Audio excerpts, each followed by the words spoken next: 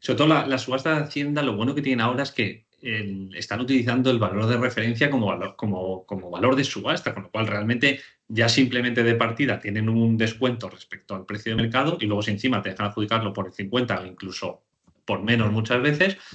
Otra cosa es la competencia que haya, lógicamente, ¿no? Pero realmente se pueden comprar activos bastante por debajo del precio del mercado, bastante por debajo. Es que además los de Hacienda, ellos decían, valor de tasación. Mentira, lo has tasado tú. Te has chupado el dedo así y has dicho 250.000. O sea, es que no tasaban, ¿no? Lo tasaba el Sí, funcionario, macho. Eso era. Y entonces, es que muchas veces se les iba la olla. Y luego muchas veces en las adjudicaciones directas, que ofrecías lo que querías, no, es que solo has ofrecido, claro, te decían, no, tú has sido la puja super, la primera puja, pero no te lo adjudicamos. Oye, ¿por qué si soy la primera puja, el que más ha ofrecido? No, es que está solo a un 15% del valor de tasación. Y yo decía, es que el valor de tasación es un valor real de tasación, es que lo habéis tasado vosotros. Es que si lo habéis tasado vosotros, no podéis decir, no, es que vale 200.000 y tú lo has quedado en 25.000. No, es que no vale 200.000, es que vale 120.000 a lo mejor, ¿sabes? sí, Ahora con el valor de referencia cambia. sí, sí, totalmente. Vale. Y luego, ¿cuál ha sido tu mayor sorpresa, ya sea positiva o negativa, en una subasta? Mira, esto no sé si lo he contado alguna vez, pero mira, yo a mediados de los 90 o a finales de los 90 compré una guardilla de unos 35 metros en Lavapiés. No la tenía que haber vendido, claro, porque ahora Lavapiés, ahora... Sí, Eso pasa con muchas subastas del pasado que dice, jolín, esto no lo tenía que haber vendido. Vale, como llevaba años vacía, era la típica que de un tío que de repente había dejado de pagar la comunidad y tal. Yo pensé que sería un muerto, pero no era un muerto, era un tío que había desaparecido.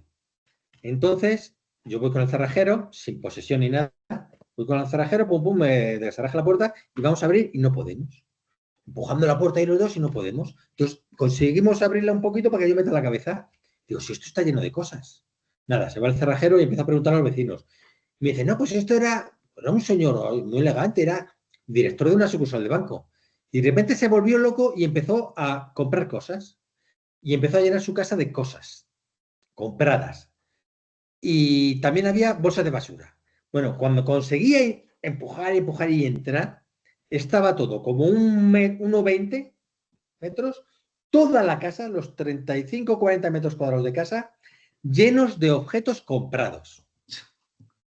Algunos ni desembalados. Había una televisión en su caja. sí. Tremendo. Y yo, entonces, jolín, ¿qué hago con esto, macho? Vale, me bajo abajo a un bar y lo cuento. Me dicen, por aquí ya verás. Y, pumba, fulanito, oye, mira lo que pasa ahí. Y entonces llego al acuerdo con él de que se queda con todo, pero que me deja la casa 100% vacía.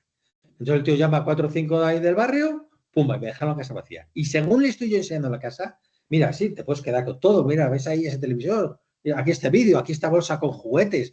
Compraba juguetes, cajas de galletas, había de todo. Y en una de esas, macho, en la cocina, ve un tarro de cristal con billetes. Con billetes, macho. A ver, esa casa me había costado 1.200.000 pesetas. Sí, Y en el tarro había 300.000 pesetas en billetes. O sea, el 25% de lo que me había costado la casa en billetes y monedas ahí apretados, billetes sí. algunos muy antiguos. Total, que luego lo usé yo para hacer mi siguiente pago, los 300.000. Y el tío y eran billetes ya fuera de, o sea, ¿qué tal? Vale, el tío al que yo se los pagué tuvo que ir al Banco de España para poder cobrarlos porque estaban ya fuera de circulación. Lo que pasa es que tú sabes que un billete, aunque esté fuera de circulación, si vas al Banco de España, te dan un Sí. billete nuevo y listo. Pero la cosa fue las 300.000 pesetas, macho, en un tarro de cristal. Esa fue una sorpresa. Y luego otra fue un bajo en la calle Huertas de Madrid. Era un bajo y me encontré una moto, que es unas Anglas de los años 40, que mi padre, como era motero, se la regalé a mi padre para que la tuneara y la llevó ahí, la tuneó muy bien, tal. Lo que pasa es que luego el cabrito, en vez de quedársela, que era como yo se la había regalado para que él la usara, ¿no? Él cogió y la vendió. Hizo el negocio, mi padre.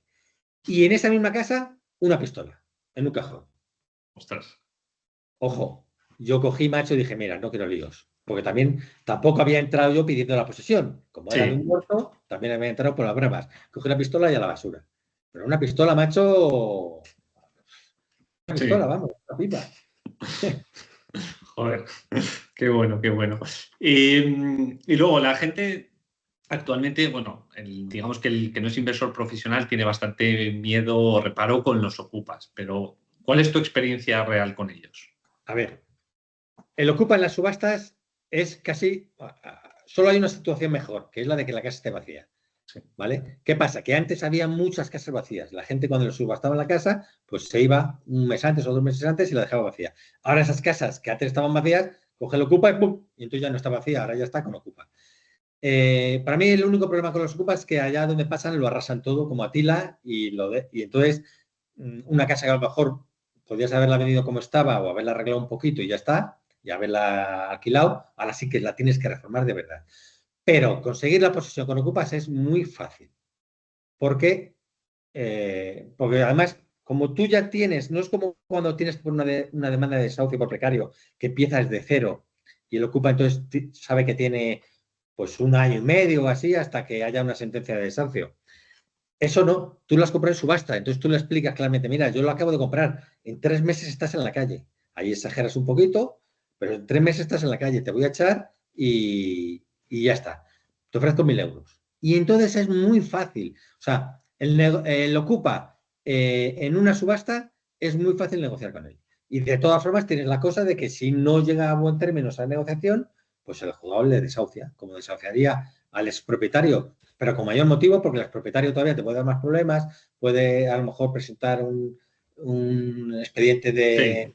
de necesidad y tal igual, pero el ocupa no. Entonces, a mí los Sí, ocupas pero no es me... que hay cierta creencia en España de que a los ocupas no se les puede echar. Y es verdad que está el Real Decreto ese del 2020 bueno, que deja en manos del juez poder echar a un ocupa, en lo que es en un desahucio por precario o en un procedimiento penal, pero ahí no se prevé nada para las ejecuciones hipotecarias o subastas judiciales, que realmente es prácticamente inviable que no le echen a un ocupa como tal. Inviable. No, tiene Sí, cero derechos. sí. También te voy a decir una cosa, la gente les tiene mucho miedo. A ver, los desahucios lo han puesto muy difícil, es verdad. Mm. Pero los ocupas es otra cosa. Es decir, tú, uno ocupa en una casa, tú le metes un desahucio por precario y lo normal, aunque el juez también puede, depende de la orientación del juez, de la Ujú. orientación política del juez, el juez también podría no echarle. Pero lo normal es que les Sí. alojen. Entonces, en 1 año y medio, quizás 2 años como muchísimo, tú consigues el desalojo. Pero en las subastas, en cuanto tú pides te dan el decreto de adjudicación, pides la posesión y el subasta a la calle. Y por Sí, eso muchas veces es que se va por poco dinero. efectivamente. Y la gente además tiene mucho miedo por una cosa. Porque tú si ves los programas que ha habido de subas de Ocupas, en Antena 3, en Telecinco, en La Sexta, ostras, esos son casos extremos. O sea, el Ocupa que sale y te mete de hostias, eso yo no lo he visto en la vida, solo lo he visto en la televisión, porque son casos extremos. Sí. Eh, los Ocupas son mucha gentuza y entonces las televisiones van cuando es el típico Ocupa que ha echado a una anciana de 80 años y es una mala persona y es un tío que acaba de salir de la cárcel. Pero lo normal es que tú vayas a los Ocupas, si son normales, hablas con ellos normalmente y no deberían de meter ese miedo que la gente les tiene. Ujú. Pues sí. Pero es verdad que eso también es una oportunidad para los que conocemos cómo manejarles, ¿no? Claro. Y bueno, es cierto que hay veces que hay ocupas que se enrocan y al final tienes que pagar más de lo que en un inicio preveías, ¿no? Pero al final es verdad que mi experiencia personal con los ocupas, al final siempre han salido por vía de acuerdo. Incluso he contratado empresas de desocupación que, bueno, me guardo mi opinión porque los resultados no han sido los que se buscaban, ¿no? Pero al final siempre han salido vía acuerdo.